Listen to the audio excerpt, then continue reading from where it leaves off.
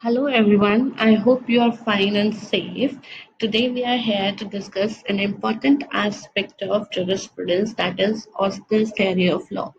Basically, in this particular aspect, we would be talking about who was John Austin, what was his idea of origin and development of law in a particular state, and lastly, what was the major loopholes or criticism of Austin's theory of law.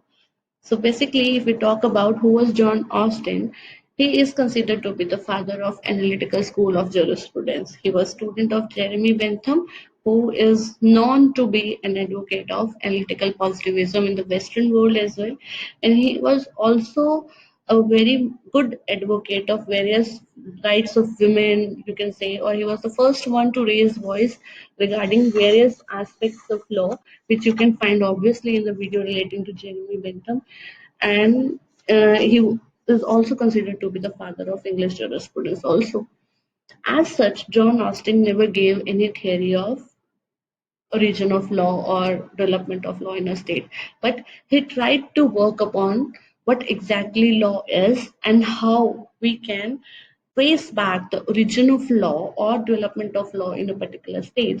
And all his efforts he tried to combine or gather or accumulate in his work, which is known as Province of Jurisprudence Determined. In this particular work, John Austin talked about what is law as per him, what is its origin as per him, obviously, and later on, after further development, this particular work became Austin's theory of law. So, as per John Austin, the concept of law was that law comes from states, law should be clear, it should be systematic and precise. And from where he gathered this idea, he was very much impressed from the classification of law as was provided under the Roman law. He was very much influenced by how the law was bifurcated into various different aspects and various different categories by the Roman law. And it had a great impact on his ideology of law.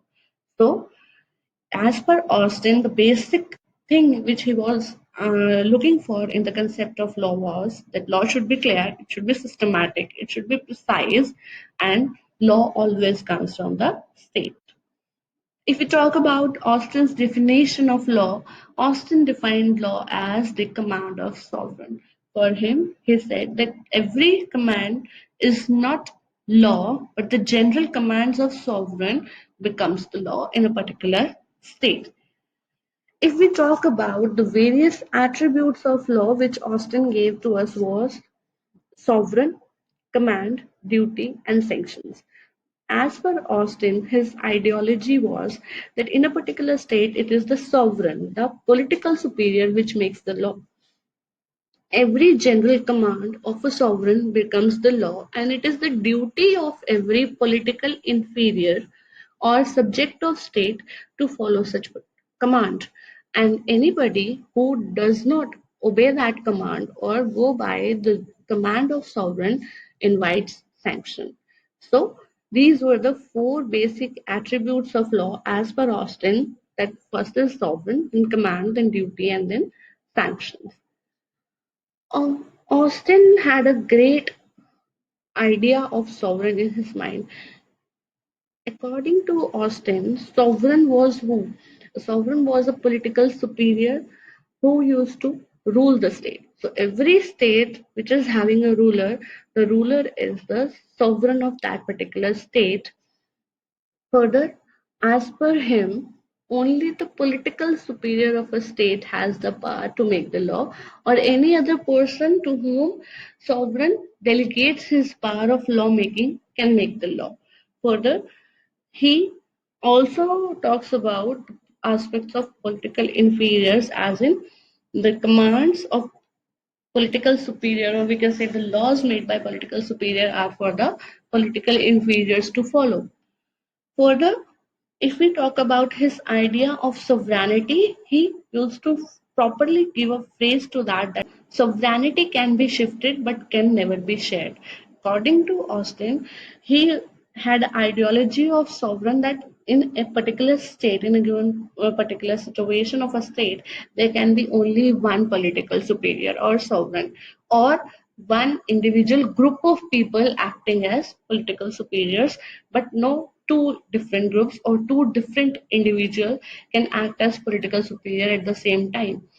But yes, together with this, Austin also said that this sovereignty can be shifted.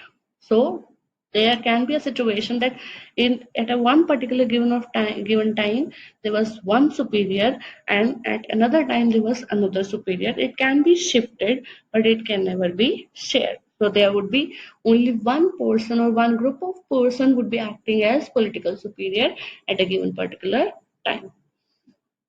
Further contribution of Austin in this particular area was his classification of law. Austin classified law into two broad categories, that is proper law or improper law, which we can say also law properly so called and law improperly so called. Law properly so called was further bifurcated by him into two categories that were divine law and human law.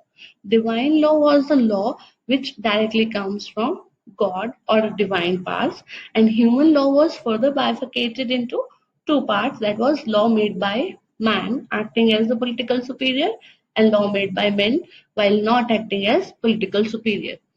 Laws which are made by men while acting as a political superior were termed as positive law, which according to Austin are good laws. And those laws which are not made by men while acting as a political superior, then they are positive morality. As per Austin, those laws which are positive laws are binding upon the political of inferiors to be followed by them. But as far as the political morality is concerned, people were free either to follow them or not to follow them. As far as laws improperly are so called are concerned, Austin classified these laws into two categories. First is laws of analogy and second is laws of metaphor.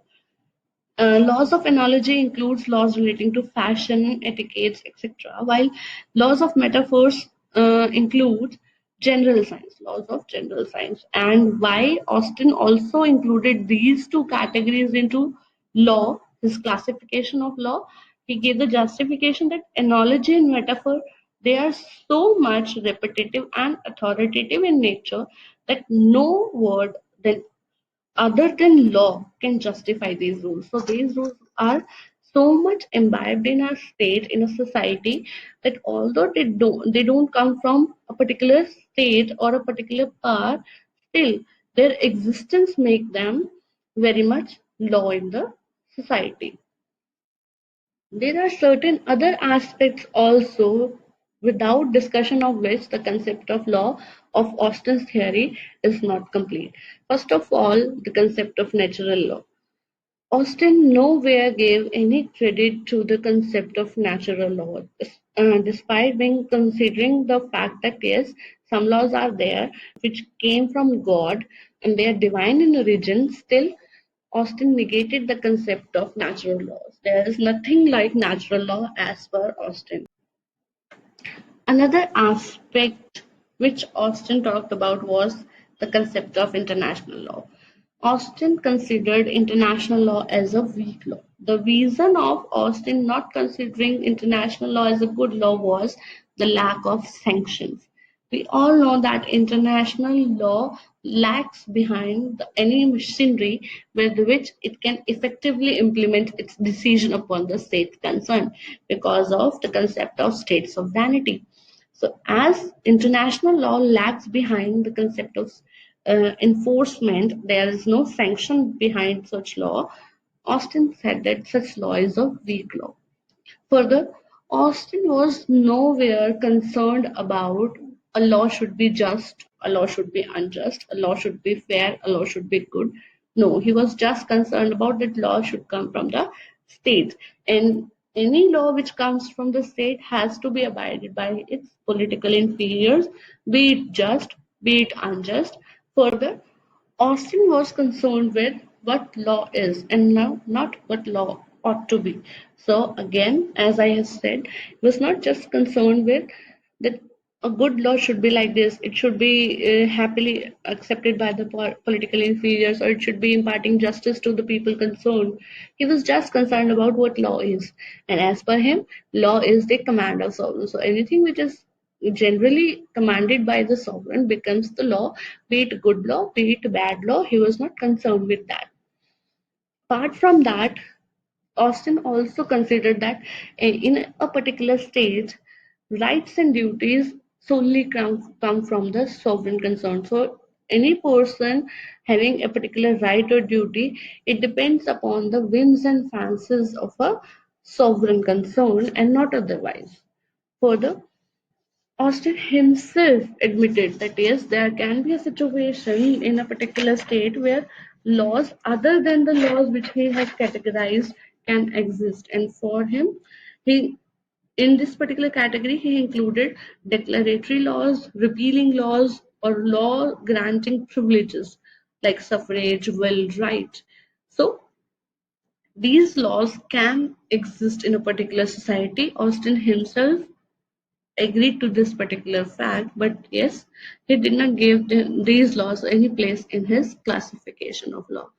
Lastly, Austin, by his this work, tried to lay boundary of the concept of law.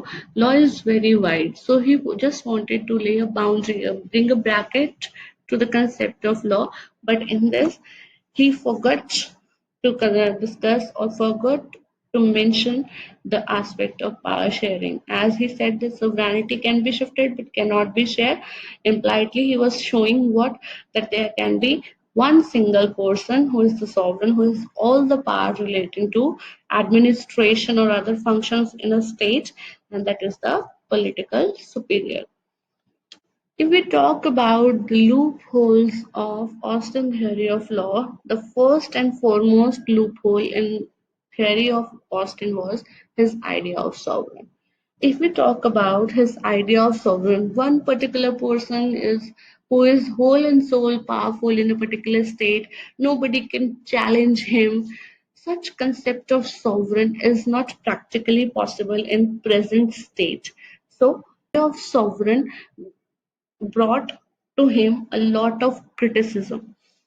Further, the idea of rejection of natural law also brought several criticisms to the theory of Austin, because we can practically feel or observe that yes, there are certain laws which are natural, which comes from nature, and they are not under control of every or any sovereign person. Apart from that, one major criticism of Austen theory was he missed the concept of justice. He nowhere in his theory mentioned about the main objective or aim of every law, that is to impart justice to its individuals or subjects. Thus, he lacked the very basic concept which is appended to law, that is the concept of justice. Further, another criticism was denial of international law as a good law. We have already discussed that yes, Austin talked about international law of being a weak law. This also brought a great criticism to Austin's theory, because it need not be necessary that every law should be having sanction or power with it. There are certain law in the present state also, present society also, which lack sanction but they are good laws.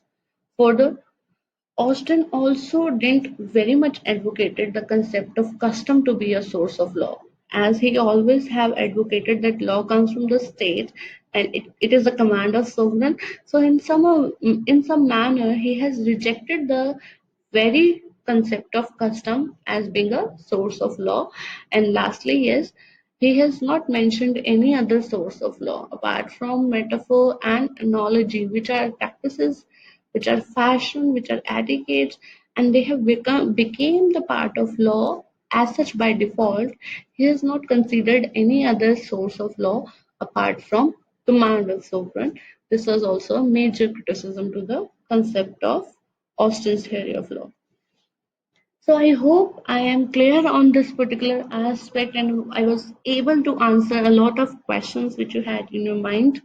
Kindly let me know how you like this video. You can like and subscribe my channel also for further videos on jurisprudence and other different aspects of law. And yes, your good thoughts, your comments, even your suggestions are most invited. Thank you so much. I'll soon be uploading another video on another aspect of jurisprudence.